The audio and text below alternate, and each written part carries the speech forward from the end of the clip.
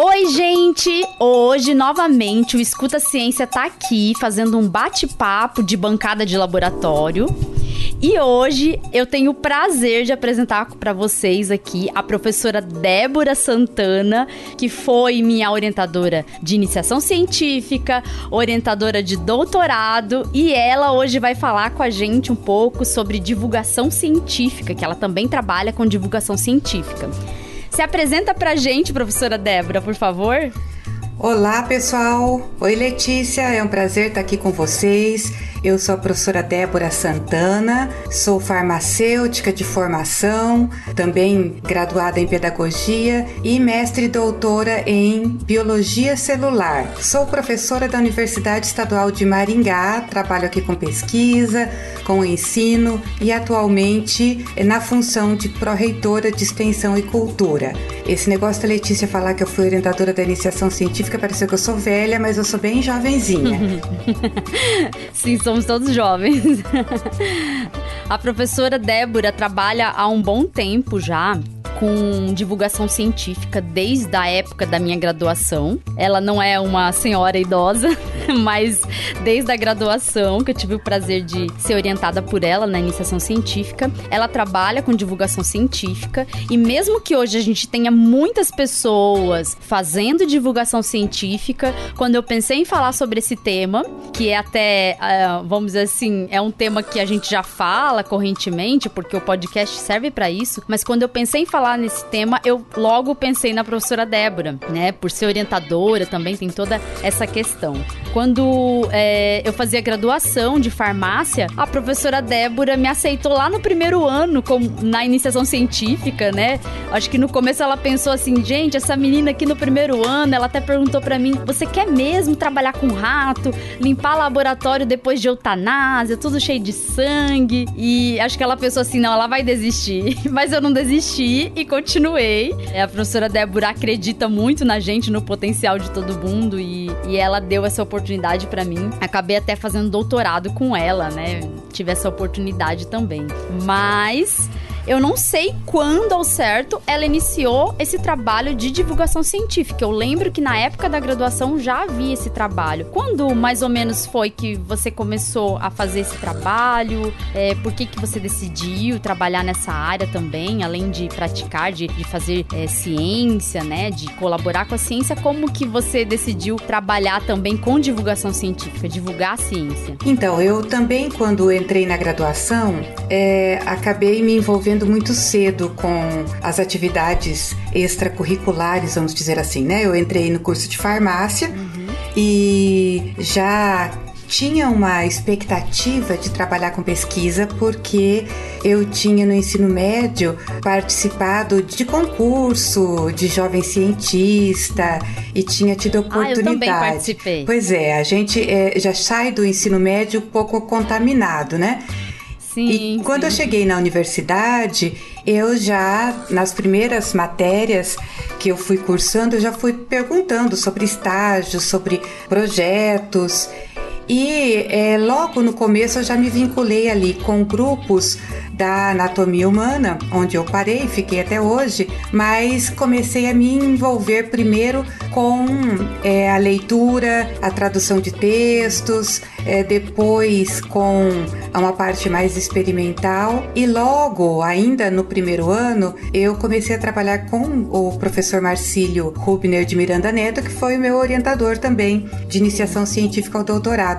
E ele trabalhava com um projeto muito grande de divulgação científica no museu, por meio de museu. Naquela época, a gente tinha um bloco, né, como é hoje, um bloco de aulas para anatomia, um andar todo, e uma das salas de aula havia sido transformado em museu. E tinha então peças especiais, era voltado para atendimento ao público, e eu meio que assumi essa função. Então, no começo eu comecei atendendo as visitas, depois eu já agendava, já atendia, já marcava, e acho que a minha primeira atuação efetiva na divulgação científica foi nessa área, na área de corpo humano e no museu, e tanto é que eu também permaneço vinculada a museu até hoje. Sim. Eu, na verdade, na graduação, eu não tive muita oportunidade de trabalhar na parte de divulgação científica, né? Eu sempre, assim, gostava de participar dos encontros de iniciação científica, que também são abertos para a comunidade, né? Não é um encontro que é somente para a academia. Mas esses encontros, apesar de serem abertos para a comunidade, a gente tem, na verdade, um grupo acadêmico mesmo que vai nesses encontros. E eu sempre gostei de falar de ciência para quem não conhecia, não estava dentro do ambiente científico, mas eu acompanhava, lógico, a professora Débora fazia parte lá do Museu Interdisciplinar, atuava ali também nos encontros de iniciação científica da universidade, e também lá no doutorado a professora estava sempre ali coordenava ali a parte do Museu Interdisciplinar na UEM, então eu tive a oportunidade de conhecer e fiquei encantada muito com a disciplina que eu fiz de divulgação científica no doutorado, que era a disciplina ministrada pela professora Débora, uma disciplina em que a gente fez mostra de cinema, a gente teve uma mostra científica que fomos numa feira livre, e aí eu mesma preparei um joguinho lá de cartas para divulgar a resposta imune, porque eu gosto muito de imunologia, e foi muito legal ver esse trabalho, porque a gente consegue enxergar a ciência chegando de alguma forma à população. Você sabe, Letícia, eu acho que para quem está em curso de saúde, a gente já tem meio como princípio nos preparar para falar para o público em geral, né? Eu me lembro quando você era acadêmica de farmácia, que não era comigo, mas o curso de farmácia, ele tinha concurso de teatro, simulava o atendimento no balcão, né? E a explicação sobre o medicamento, e são formas que a gente está ensinando ou treinando, né, os estudantes a se comunicarem também. Eu acho que isso já vem com a gente no curso de saúde, você não acha? Sim, sim. Eu até, quando eu dei aula de imunologia, por exemplo, aqui na universidade em São Paulo eu não consegui trabalhar muito, porque nós tivemos a pandemia esse ano, atrapalhou muito essa questão de trabalhar as formas de se expressar dos alunos, como eles podem fazer apresentações, falar com o público. Mas quando eu dei aula em outra universidade, eu tive a oportunidade de trabalhar coisas diferentes com os alunos. Teve na disciplina de imunologia, eu consegui, por exemplo, pedir para eles prepararem qualquer atividade artística, cultural para apresentarem, de modo que eles explicassem como que se dão as respostas imunes. E aí eles prepararam, eles fizeram filmes editados, assim, fizeram teatro, fizeram música, dança, e foi muito legal porque, de certa forma, você vê que eles conseguem transformar aquela informação científica numa informação simples, lúdica, e que é capaz de levar mesmo a mensagem da ciência até uma pessoa, às vezes, que não sabe nem ler e escrever, né? É verdade. Então, eu acho que, assim, na minha história lá da graduação ainda, um ponto muito marcante foi a integração com a divulgação científica para a educação básica. E assim, isso é legal. Eu, apesar de estar em curso de saúde, meu orientador ser enfermeiro de formação, nós tínhamos uma alteração curricular naquela época, começo da década de 90, e a gente percebia que os professores careciam não de treinamento, mas de uma formação mais profunda nessa área. Sim. E assim, eu tive a oportunidade de acompanhar, então, muitas formações. Isso fez grande diferença. De elaborar curso, por exemplo, a gente fez muitas vezes um curso sobre o órgão da visão. Então não era só anatomia, a gente desenvolvia práticas, maquetes, desenvolvia o conteúdo mais voltado a doenças, e assim fui treinando muito com a área de educação básica, que também é uma área que eu ainda gosto muito, falo muito com professores, apesar de nunca ter atuado na educação básica, como uma forma de trazer a divulgação científica para eles, porque no dia a dia, na sala de aula, eles enfrentam a boca quente, né? Que é ali criança perguntando de tudo o tempo todo, dos mais diversos assuntos.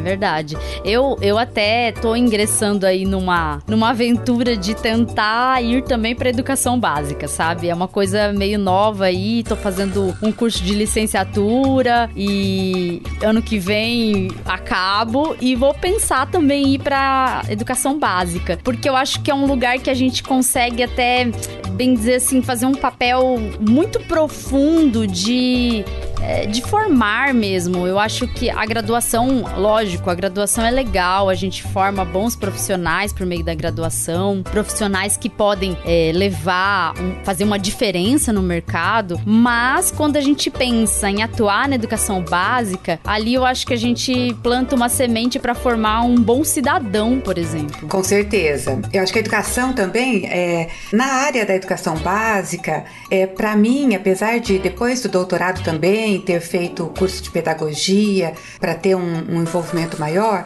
mas eu vejo a oportunidade na educação não formal, por essa minha vinda de ambiente de museu, né? Eu acho que às vezes, mesmo que a gente não consiga ir até a sala de aula como docente regente, como responsável, a gente consegue as interações, né, com feiras de ciências, com mostras, com eventos, com contribuições, com visitas, que voltadas e integradas à educação básica são uma das formas mais gratificantes da divulgação científica como um todo. Sim, sim. Eu acho que também a gente tem uma oportunidade, às vezes, de um tempo para conseguir trabalhar coisas diferentes, né? Porque a criança, né, na educação básica, você não tem ali uma questão muito de cumprimento de plano de ensino muito forte como tem na graduação. Na graduação a gente tem que ter um plano de ensino muito certo. Lógico que na educação básica também tem, mas você tem muito mais tempo para trabalhar diferentes estruturas do ensino, diferentes atividades. Eu acho que isso é legal. A visita de crianças em museu deve ser uma loucura, né? Quando agora com pandemia acho que tá difícil acontecer essas visitas, né? Mas deve ser uma loucura. A criança é bem curiosa, né? Criança apesar de que eu sou até hoje. E assim, os adultos que vêm junto também amam, né? Mas a gente vê o brilho no olhar da criança e o pertencimento, né? O pertencimento à ciência, ao mundo da ciência, é o que a gente pode fazer de melhor na divulgação científica, que é para a criança ela perceber-se capaz, independente de onde vem, de onde estuda, do gênero, da idade. Se foi possível para nós, é possível para eles. Então, nem sempre eles têm essa noção de que eles podem se envolver em carreiras científicas, que eles podem avançar no conhecimento, né? E eles são suficientemente capazes de se preparar para isso, né? Porque, afinal de contas, as pessoas têm aquela associação de que na ciência só vai ter gênio maluco, né? E quando vai para a divulgação científica, a gente percebe que não é bem assim. Sim, é que desde o início a gente já vê aquele estereótipo de cientista maluco, ou nos filmes de heróis vem um cientista maluco que vai querer dominar o mundo, vai fazer uma fórmula. Eu acho que isso ativa muito o imaginário da criança para achar que aquilo tá muito distante também. Assim, como o mundo dos super-heróis, esse mundo científico tá distante. E eles verem ali, eu acho, a ciência sendo explicada de alguma forma, de uma forma que eles consigam entender, é realmente muito legal. É um trabalho muito legal mesmo. Eu não sei se você já tinha se formado, mas ainda na época da tua graduação ou logo depois, eu tive uma coluna no jornal local. Ainda tinha jornal impresso, né? Então lá em Umuarama, no jornal impresso, eu fazia uma coluna semanal. Comecei com uma coluna semanal, tinha participação da Ana Cláudia, uma estudante da enfermagem, e a gente preparava textos. Eu me lembro, um deles, o título era assim: Joanete é o mal do salto alto. E aí trabalhei com anatomia do pé. E foram várias intervenções, eu acredito que durou um ano no jornal. E aí eu fui ampliando um pouco essa experiência com a divulgação científica, percebendo o quão prazeroso é escrever sobre isso, né? E eu sempre falava assim, vou manter alguma coisa, um blog. Nunca consegui, não. Eu tenho feito, às vezes, algum trabalho, assim, de escrever mesmo, lá no Twitter, mas o Twitter, ele tem sido um ambiente tão tóxico ultimamente que tá difícil, viu? Mas, assim, tenho escrito alguma coisa, mas tô tentando entrar também no Medium pra fazer textos, porque tem muita gente que divulga ciência também escrevendo por lá. O que é Medium? Olha, eu tô naquela fase assim, Letícia. Eu aprendi a usar o Orkut, as minhas filhas e meus alunos saíram do Orkut. Foram pro Facebook. Aí eu aprendi a usar o Facebook e o povo foi pro Instagram. Aí agora eu criei uma conta no Instagram, tô aprendendo a mexer, vocês estão indo pro Twitter que eu não tenho conta e esse outro sei nem o que é. Mas assim, tem muitos divulgadores de ciência no Twitter, divulgadores bons, que têm alcançado muita gente, isso é legal. O problema é que o Twitter, ele não é muito popularizado. Eu acho que o Twitter, ele funciona para uma parcela, assim, geralmente jovens, bem instruídos, que não são necessariamente as pessoas que não têm nenhum conhecimento científico. Apesar de que tem muito negacionista nessa faixa etária, né? Então a gente não pode duvidar do poder do Twitter também para divulgar ciência. Tem alguns divulgadores que têm aparecido até na TV, mas eles vieram do Twitter. Por exemplo, o Átila Yamarino, ele tem um canal no YouTube, mas ele divulgou muitos dados da pandemia pelo Twitter. Acho que isso fez ele crescer muito. Ele apareceu em algumas entrevistas na TV. Tem a Melanie Dutra. A Melanie, ela também tem canal no YouTube, é Melanie Fontes Dutra. E ela é uma moça que é doutora em neurociências e ela tá divulgando ciência pelo Twitter. Ela tem muitos seguidores, tá conseguindo ter um bom trabalho, apareceu já em entrevista na TV. Então, eu diria até que esse ano é o ano da divulgação científica. É verdade, assim. Pelo crescimento. Cresceu muito, né? Muito essa possibilidade, assim. Mas eu acho que a gente tem que entender algumas coisas na divulgação científica e para o crescimento de pós-graduandos e pós-graduados que a gente tem, né? E uma coisa que eu sinto falta ainda, apesar desse crescimento, né? É assim, você falou, se destacou no Twitter, no YouTube, foi pra TV, você vê que a gente vai ganhando espaço conforme vai fazendo, né? Porque a gente reclama das pautas dos jornais, reclama da qualidade ou da falta do conteúdo, às vezes, nas mídias impressas, ou não tem mais impressas, mas mídias escritas, né? Mas a gente também precisa mobilizar e oferecer isso. E eu vejo que cada vez mais a gente tem agora algumas agências de conteúdo, né, para divulgação científica, e a gente começa a ter um movimento... A FAPESP tem uma agência de divulgação científica, a agência FAPESP. Sim, a gente tem a Serrapilheira com apoio também, a projetos de divulgação científica muito interessantes.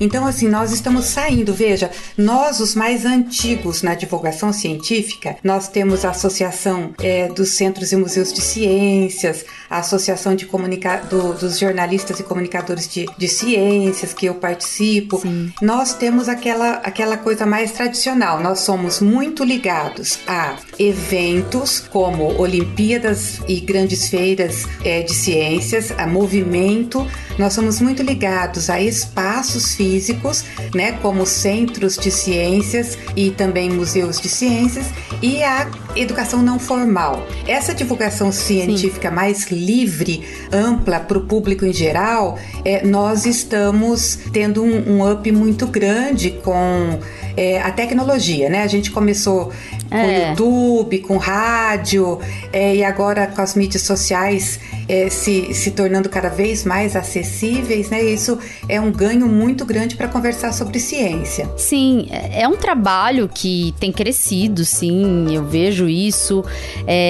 Apesar de que, por muito tempo, tinha um mito, assim, que a pessoa que vai divulgar ciência, ela não consegue fazer ciência. Ou ela divulga ou ela faz ciência. existe muito disso. Por exemplo, eu atualmente não faço ciência. Eu não tô dentro de um laboratório executando algum experimento. Não tô conduzindo nenhum projeto de ciência.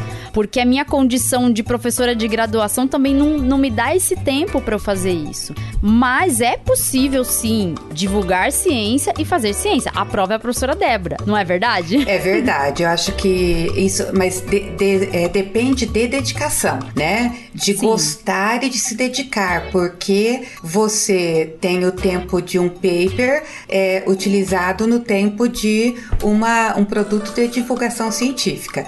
O que o segundo me traz mais prazer, apesar do primeiro me trazer mais status, vamos dizer assim, né? É verdade. Então a gente vai achando o meio termo na carreira, eu acho importante.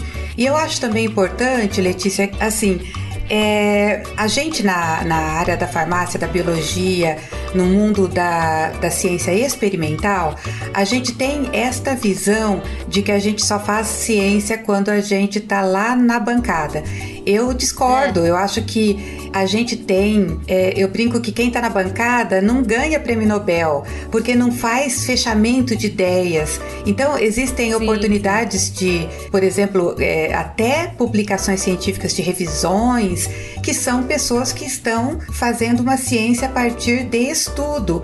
Na nossa área, a gente tem bancada, tem animal, tem reagente, tem equipamento, mas pense em todas as ciências teóricas que também fazem ciência e que fazem a partir do estudo e do pensamento, da reflexão crítica, da análise e da escrita, Sim. né? Ciência não é só bancada mesmo. A gente tem também diferentes áreas, né? Temos as ciências humanas também, que fazem parte desse meio científico, que podem escrever artigos, produzir ciência sem ter uma bancada.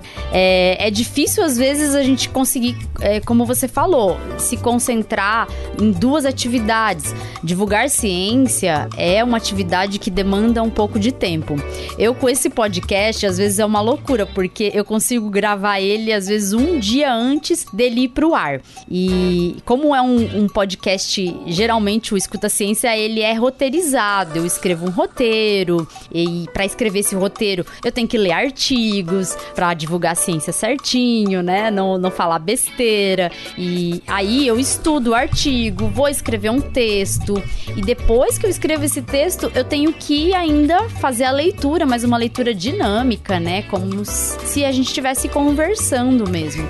E isso demanda muito tempo, as pessoas nem imaginam, né? Que demanda tempo. Pensa que eu vou lá, gravo 15 minutinhos e pronto, mas não, às vezes são 2 dias de preparação para isso. Você sabe que assim, conforme eu fui passando na minha carreira, eu fui percebendo isso, que a gente...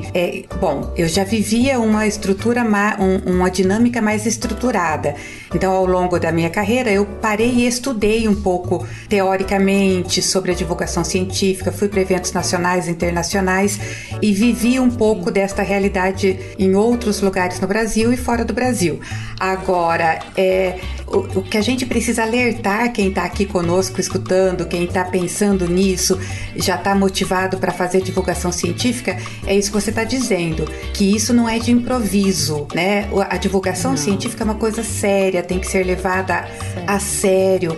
A gente precisa transpor a linguagem para outro público, porém com rigor, né? E com a maior profundidade possível, que hoje a gente tem ajuda de modelos, nós temos ajuda de simuladores e de imagens. Sim, isso ajuda. Não é? Que a gente pode aprofundar um pouco. Por quê? A gente percebe assim que as pessoas muitas vezes, a população em geral que não estudou tanto da ciência, se ela não entendeu o método científico, ela não se apropria corretamente, ela decora o termo, mas ela não está apropriada, que é o que eu estou vendo agora na vacina, na discussão de vacina. As pessoas falam assim, eu não vou tomar vacina de RNA. Eu falo assim, por quê? Porque eu não vou. Eu falo assim, mas por quê? Qual é o problema do RNA?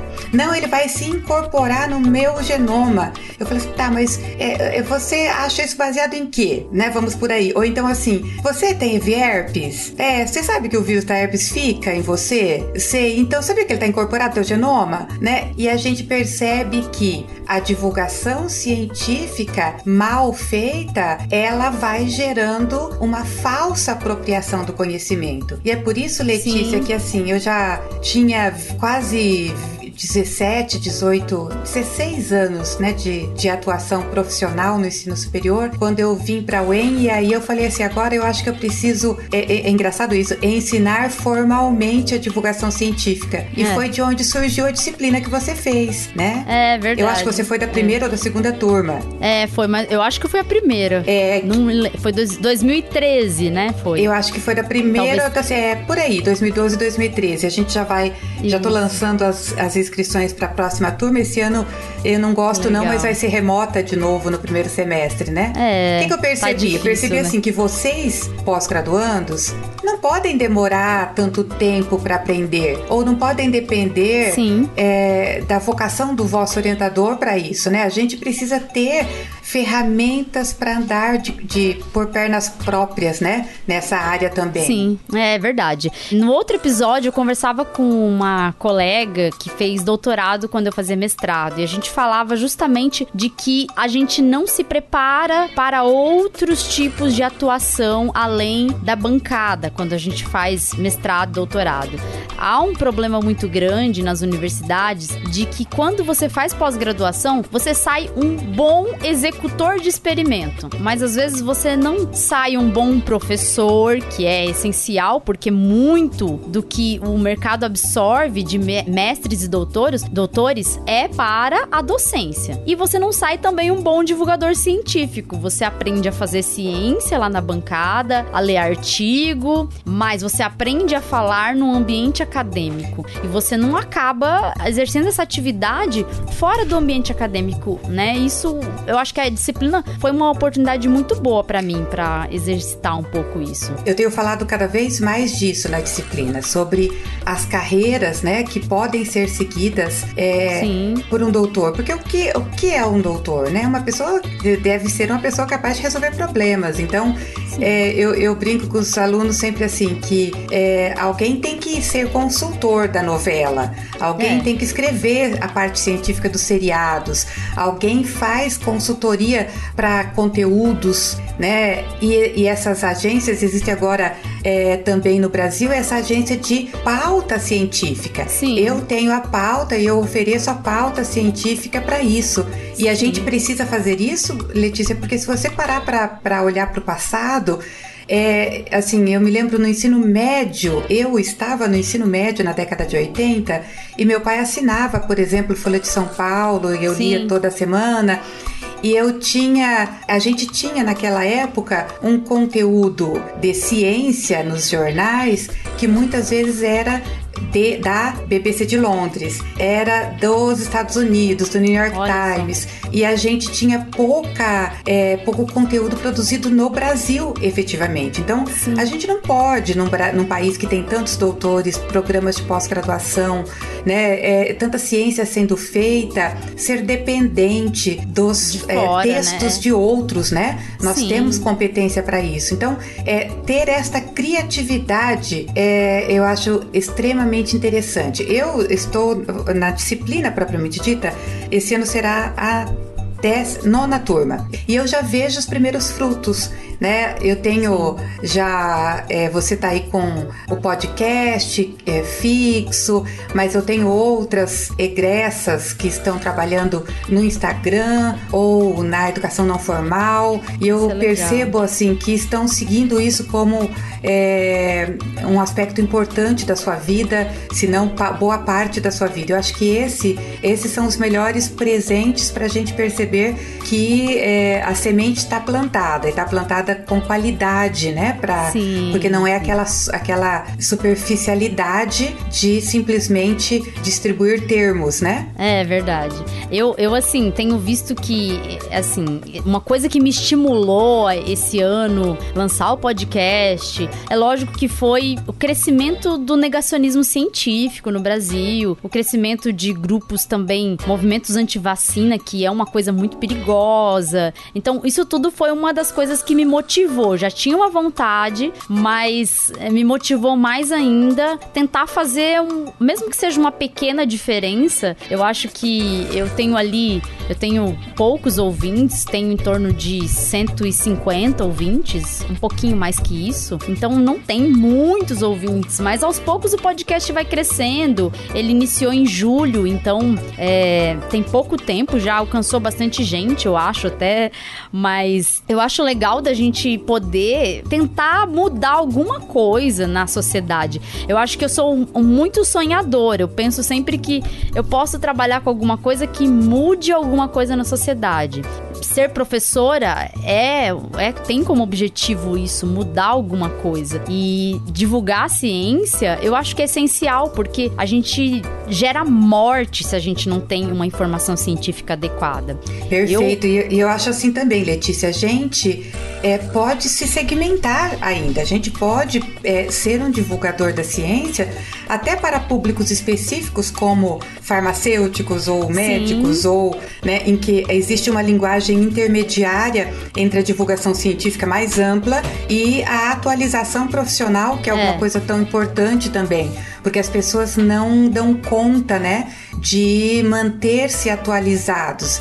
E isso também é uma forma de divulgar a ciência ali para esse público, que também podemos perder vidas pela falta da atualização. A gente está vendo aí na pandemia, a gente tem 10 meses de pandemia e a redução do número de mortes que a gente percebe, apesar, na proporção de casos, eu quero dizer, se a gente olhar distanciamento aí nos dois números, se deve muito ao aprendizado do tratamento, a partir aí do avanço da ciência. Então, este público também carece de uma divulgação científica mais especializada. De atualizar as informações, porque o conhecimento que a gente tem a respeito do coronavírus foi sendo adquirido ao longo do tempo.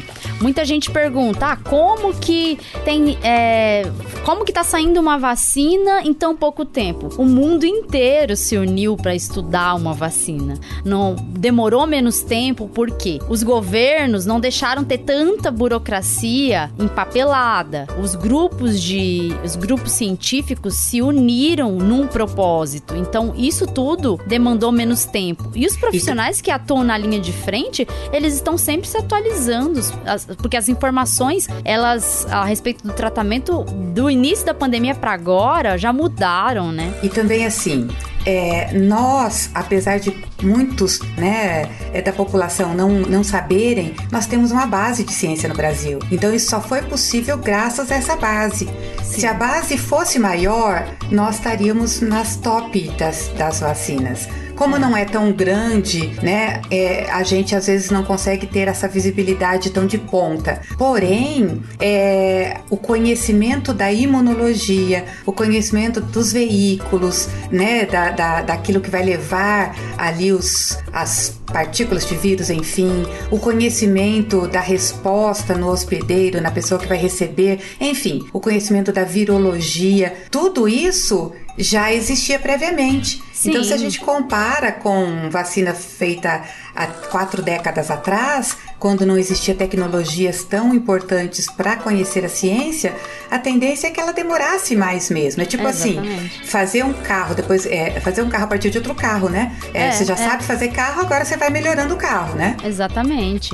Assim, a gente tem até, eu falo que os grupos se uniram e isso dá uma importância grande até para pesquisa básica, porque a gente pensa muito na pesquisa clínica, lá produzindo a vacina, testando a vacina, só que todo esse conhecimento de pesquisa básica que foi adquirido ao longo dos anos colaborou para a gente ter como desfecho uma vacina sendo produzida, né? Então tudo se uniu, o mundo se uniu. Afinal, é um propósito grande, né? A gente tem uma pandemia que tá matando muita gente. Só no Brasil já foram mais de 180 mil mortos, então fora os que não estão contabilizados, né? Porque tem muita gente morrendo de síndrome aguda respiratória grave e não sendo divulgado como Covid. Esse é um grande problema também. E tem gente que ainda não acredita que a doença existe, né? Então é assim, diariamente nós estamos nessa discussão, né? Não, mas os percentuais, eles são semelhantes a uma gripe comum. Não, eles não são. Não são. Essa é uma colocação leviana, uma colocação rasa de quem ouviu uma notícia, um vídeo no WhatsApp, né? Exatamente. Não, mas foi um médico que gravou no WhatsApp. Certo, ok, um médico gravou no WhatsApp e 80 mil médicos concordam com o contrário, né? Então, a gente precisa colocar isso também, ajudar, eu falo muito isso na disciplina, né? Que a população tem o raciocínio científico. Exatamente. Porque se ela tem o raciocínio, ela vai falar assim, não, mas peraí, será que todo mundo concorda? Porque um maluco para achar uma coisa, ok, vai ter né? Vai ter de sobra. Tem opiniões diferentes, inclusive técnicas, opiniões técnicas diferentes, né? A gente tem que desconfiar de uma informação científica quando a comunidade científica está muito dividida a respeito daquilo. Quando você tem 50% dos cientistas dizendo uma coisa e 50% dizendo outra coisa, não existe um consenso científico. Agora, quando a gente fala de 180 médicos dizendo uma coisa e um dizendo outra, tem que acreditar no 180. Esse é o consenso científico. Exatamente. E perceber isso, que o que é fazer ciência? É passar pelo método científico, é passar pelo rigor da ciência, né? Ser construído a partir do conhecimento anterior. E agora, o exemplo que nós temos das vacinas, nós temos tecnologias diferentes, mas todas que foram feitas a partir do mesmo método. Exatamente. Né? E a divulgação científica, ela tem esse desafio. Não é falar só de vacina, é falar de ciência para que, se agora é vacina, depois é soro, depois é medicamento, depois é alimento, a população possa julgar o que tem qualidade e o que não tem qualidade. Mesmo que não saiba fazer, mas sabe avaliar o que houve, não é? Usar o raciocínio. Até porque, se as pessoas lembrassem do que estudaram lá no ensino médio sobre RNA, mensageiro, não iriam falar que a vacina de RNA tem risco de te provocar mutação, porque isso não acontece. Então, não tem como o RNA entrar no DNA, né? Porque as coisas são diferentes. Então, porque tem até deputado, eu já vi no Twitter, falando que o RNA vai fazer uma mutação. E tem gente falando que a gente vai virar jacaré, né? Então a gente vê cada coisa, assim, absurda, que a gente também tem que saber filtrar. E se a divulgação científica se ampliar, a gente tem mais chance de fato mesmo, conseguir fazer a população usar o próprio raciocínio para entender quando uma informação tem plausibilidade científica e quando outra informação não faz sentido. Com certeza. Né? Bom, o papo tá muito bom, mas a gente tem que ir finalizando. Mas antes de finalizar esse papo muito legal com a professora Débora, eu vou sugerir agora um desafio que eu sugiro para todo mundo que vem aqui no Escuta Ciência, nesses especiais de férias, que é defender sua tese em 1 minuto. No caso da professora Débora, ela já fez o mestrado, doutorado, ela tem um monte de dissertação, de tese, de TCC que ela foi orientadora. Então, eu convido ela a falar da linha de pesquisa dela em 1 minuto, mas falando para uma pessoa aí que não é da área. Pensa aí que está falando para um cara que tem até a 3ª série, estudou até a 3ª série, uma pessoa que foi aí na sua casa arrumar o ar-condicionado, e aí você tem que explicar para ele a sua linha de pesquisa. Como que você explicaria, professora, em 1 minuto? Pois é, você sabe que eu estudo lá na universidade, no laboratório, neurônios igual os que tem na cabeça, só que ficam no intestino. Nós temos muitos neurônios no intestino. E esses neurônios lá no intestino são conhecidos como segundo cérebro. E quando eles funcionam bem, a gente nem lembra deles, né? Porque tá tudo quietinho, vai no banheiro a hora que deve, não fica nada funcionando de mais nem de menos, mas nem sempre é assim. Existem doenças que alteram o funcionamento dos neurônios do intestino, igual outras doenças que alteram os neurônios da cabeça. E isso traz consequência lá no banheiro. E essas consequências, todo mundo já sabe como são, né? Uma diarreia constante ou uma constipação constante não dá para ter uma qualidade de vida. Então a gente tenta entender melhor essas doenças a partir de estudos experimentais, para ter um dia melhores medicamentos, tratamentos e exames para isso. Olha, muito bom, hein? Conseguiu fazer um resumão de tudo. Eu me embananei um pouco para explicar o meu mestrado, o meu doutorado nos outros programas, nos outros episódios, mas consegui em 1 minuto. É difícil às vezes a gente falar um pouco de ciência para quem não entende, mas eu acho que quando a gente se esforça, a gente sempre consegue ter uma linguagem que é possível a gente chegar aos diferentes graus de instrução, as diferentes camadas da população, a gente consegue atingir usando a criatividade, né? Quando você falou da parte de usar muito imagem, tecnologia, é muito bom. No podcast acaba sendo difícil, porque às vezes você quer fazer um desenho e é só áudio, né? Então esse é um problema, porque só vai o áudio, é como se fosse rádio. Então eu tento usar, no caso do Escuta Ciência, eu vou com os memes pra tentar me aproximar dos jovens, pra ver se ali com os jovens a gente consegue mudar um pouco o futuro da ciência. Bom, professora, foi um prazer te receber aqui no Escuta Ciência. É muito bom mesmo, é um orgulho pra mim estar recebendo minha orientadora de iniciação científica e de doutorado. É gratificante mesmo, porque eu tenho certeza que boa parte do que eu sou hoje eu devo à professora Débora. Ela plantou de verdade a sementinha, apesar de no ensino médio eu já ter feito prêmio Jovem Cientista do Futuro. Foi só na graduação que eu me inseri de fato na ciência e que eu decidi ser professora universitária. Eu acho que muito inspirado na professora Débora. Eu falo que as minhas aulas são um mix de professora Débora com a minha orientadora de mestrado. Eu faço um mix de vocês duas e me inspiro em vocês. Que nas responsabilidade, minhas aulas. Olha só. E agradeço muito por ter topado participar e falar um pouco de ciência, de divulgação científica aqui para o pessoal do Escuta Ciência. Muito obrigada, Letícia, foi um prazer. Eu vou deixar como mensagem final 2 coisas correlatas que eu acredito muito, né? Primeiro, que todo mundo pode aprender, né? Então, já que depois do doutorado eu estudei pedagogia, eu estou segura de que todo mundo pode aprender e que todo mundo pode aprender a divulgar ciência, né? Não estou dizendo que é fácil, nem que é rápido, né? Nem que é de uma forma com uma única metodologia, mas todo mundo pode aprender. E é um orgulho ter você e outros alunos, outros orientados que estão aí seguindo o caminho, enfrentando suas dificuldades, não é fácil para ninguém, né?